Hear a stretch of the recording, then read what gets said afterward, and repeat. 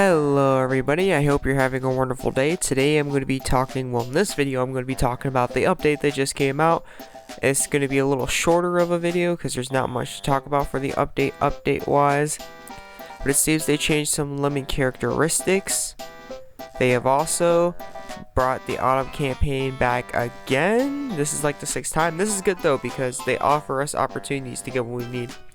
XP proficiency and gold are going to be up times 6. Great augmentation success rates up, so it's very good as well. And then they have weekly missions until like I think this is 4 days. Afterwards, I have no clue. Anyways, oh no, this ends at 7 days. You're able to get 5 gems, participate in guild battles or guild raids, held 3 times a day, total amount of 1 time, and obtain 5 gems. You also have a mission where you contain 5 awakening ore pieces and 300,000 gold. Every day from there on out, you're going to be able to get 3 space parts. Wait, when does this end? Oh, never mind. This ends at this time. So this ends I think this ends a week or 2 later. So never mind on that. So that's going to be around for a while. They don't have no more free gem spawns, so that kind of sucks. But I don't really use it anyways. I know you guys use it a lot and gals out there, so that kind of sucks still. Regardless of whether I don't use it or not. Because I know a lot of you might depend on it or a lot of you might use it, so that sucks. But at least they offer something. They have new items in the cosmetic shop. I'm not sure if these are like brand new or these are just like the same thing with different colors. But they offer something new in the cosmetic shop to grab, so they have new cosmetics in the shop. Guild battles are underway, ranked guild battles. Am I happy about this? No, not one bit. Not that they decided to like straight up just throw it at us out of nowhere, which they kind of did. But from a month ago, they said it was gonna be on the 26th, not the 20th. So I'm sitting here wondering how did this happen, why this happened, and who decided it was the best idea to rush things. I'm kind of upset of this thing they got going on, this idea of them putting guild battles right away. But yeah, they have guild battles. Guild battles are today, so yay. Not really. Anyways, going on from there. They have the new event, the Space Rabbit Showdown. The backstory is right here if you ever want to read it. And then the tips and tricks, they will have a special rules and they will be all stats reduced, stats alignment resistance down, critical hit chance down, max HP is increased by 30. As you progress through the waves, the debuff effects will be felt stronger. However, if you throw up a Unison with one of the below monsters, you can turn the buffs into debuffs, which are pretty much the 2 rabbits. You can obtain her. Here's her awakening. I'll go over that in a second. The only way you're going to be able to obtain her though is through the prestige rewards. So the prestige ladder is the only way you're going to be able to obtain her. That's kind of a good thing, but that's kind of a bad thing as well, because you no longer have to like use all these items to actually obtain her. All you gotta do is get the prestige, the amount of prestige required. As for the lance and sword of this, they're pretty cool looking.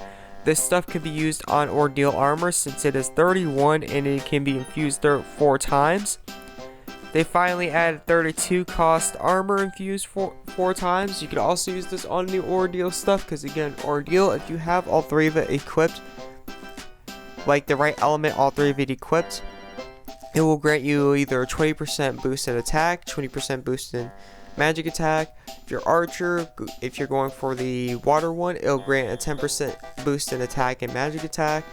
Or perhaps your soldier will grant a boost in 20% boost, I think, or 10% boost in defense and magic defense. So that's very good as well. If using it can help you with gear score and get more, you'll be able to do more. You'll be better. You'll be stronger as well. So that's what that's for. Well, that's what you can use it for. So even if you don't want it, if you have the ordeal stuff, I'd still recommend going after it if you can, because it will be helpful towards your ordeal stuff. So that way you can infuse it to your ordeal stuff. With that being said, going to the event. The event is pretty much going to be 100% item exchange, well, 50% item exchange, and then 50% prestige. If you go up the ladder right here, which is kind of nice, The first scroll will be, if I didn't pass it, the first scroll will be 50k prestige. 50k prestige is something anybody can obtain if you farm long enough. And then there will be 100k for the next one, I believe, 150k for the next one, 300k for the next one, 400, and then 700, and going on, yada yada yada this and yada yada that. To boost prestige, I don't think they have a mission that they do double prestige for. Yeah, it looks like they don't say anything about that. But what they do is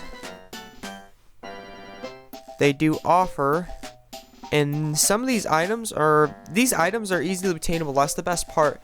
All these items in here will boost your prestige, and pretty much all these items except for the monster right here, the event monster right here, will also give you bonus cards on top of that. So whatever, if you get like 5 of the items, you got like 2 of the bonus card gears, it will give you 2 extra. So that is very good as well. You'll be able to get more prestige this way, and you'll be able to get more of the items this way, and it is super good, it is super helpful, and it's super essential. And I like this one. I like what they did here, because pretty much the Star Crown stuff is easy to get, and if you're not going after the Star Crown stuff, oh, I didn't see that. Wait, is it? Oh yeah, pretty much the Star Crown stuff is easy to get. Like, it's 1,900, and it appears in almost every treasure spawn. For like the medals, if they offer like not a lot of medals, they offer the Star Crown stuff. Star Crown stuff is pretty much at every treasure medal exchange so far. And even if you don't have the Star Crown stuff, the stuff to boost your prestige is farmable. Yeah, that's right, the stuff to boost your prestige is farmable throughout the event. So you can earn the stuff through the event, and it will boost your prestige higher. You don't have to worry about spawning multiple times. You don't have to worry about using hundreds and hundreds of gems to get the prestige stuff to actually boost your prestige. It's all farmable. That is so wonderful. A-Team, keep this up. This is really good. This is a good idea. I recommend you doing this from now on for all your prestige bonuses whenever you're doing these types of events, because it's very good. Like, make it you can make it, like, obviously I understand you guys love money, so making it to the point where you have some gears at least in there that are pay to win that will help you a little more would be more reasonable. But at least add boost to prestige for the stuff that is farmable throughout the event, like the event items. This is a very good idea. I like what A-Team did right there. So that is very good. You could actually farm the stuff. Like, you don't have to be completely pay to win. You could farm the stuff to actually boost your prestige. So that is very, very good. With that being said, oh yeah, before I actually cancel out right here, very nice fun fact. By default, if you look at this monster right here, the pay to win one from the treasure spawn, it has 6,375 for its max stats. If you look at the one that you're supposed to be farming for this event, it ends at 6,567 stats. So by default, the monster that you're actually farming for has more stats than the monster that you're actually trying to obtain through the treasure spawn to actually use. Keep in mind, the one through the treasure spawn has better abilities, but by default, this one has a lot more, well, not a lot more, this one has more default stats, higher default stats. Keep in mind, when they come out with hidden potential for the one in the treasure spawn, because they don't have hidden potential for her yet, she will cap out a lot higher stats than this one, because she's probably gonna have, like, you could probably increase your slot 1 and slot 2 by 70k when they come out, and this one's only 4k. So overall, she will have a higher, the white one will have a higher stat max or max stats than the one that's darker. But keep in mind, as for now, the one that's darker will have higher default stats. She has higher default stats, always will, and she'll have higher potential stats. So she actually gives off more stats. She right now is one of the best stat stickers to grab. Even if you're only grabbing her once, she can be very helpful and very good of a stat sticker to grab, because she will give pretty much lots of gear score. Like, she'll give what a normal 35 cost gives as gear score.